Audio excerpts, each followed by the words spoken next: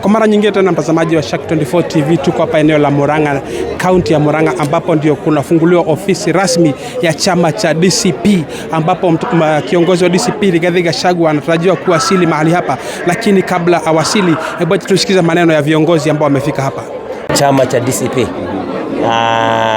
huku Murang'a, na hii ndio ofisi ya chama cha DCP ya kaunti nzima ya Murang'a, na tunagojea kwa bashasha, kwa hamu kubwa, kiongozi wetu wa chama Mheshimiwa Rigathi Gachagua aje atufungulie rasmi ofisi hizi, ili kwamba tuweze kuendeleza shughuli za kukuza chama chetu katika kaunti ya Murang'a na kwingineko nchini.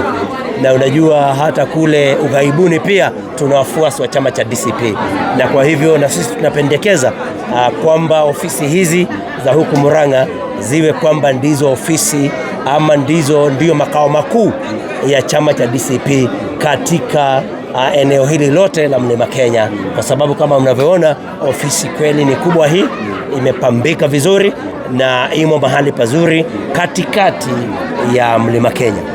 Na kwa hivyo baada ya kiongozi wetu wa chama Mheshimiwa Rigathi Gachagua kuweza kufungua ofisi hizi, mipango yetu ni kwamba tutoka hapa tuelekee moja kwa moja mpaka pale mjini Murang'a, tuweze kufanya mkutano mkubwa wa hadhara, ili tuzungumzie watu wetu kuhusu chama chetu na kuhusu maono yetu, hasa yale ya kumpeleka ama kumsimamisha Rigathi Gachagua kama mgombeaji wa urais kupitia chama cha DCP ifikiapo mwaka ujao.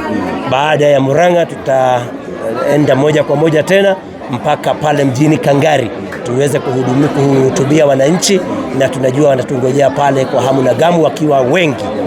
Tukimaliza pale tutamaliza siku yetu, tutaimalizia pale Kandara mjini, ambako tutakuwa na mkutano ambao utakuwa ni wa mwisho hii leo, na shughuli za chama na ziara ya kiongozi wa chama Mheshimiwa Rigathi Gachagua, basi tutaitamatisha tufikapo hapo Kandara town baada ya mkutano huu.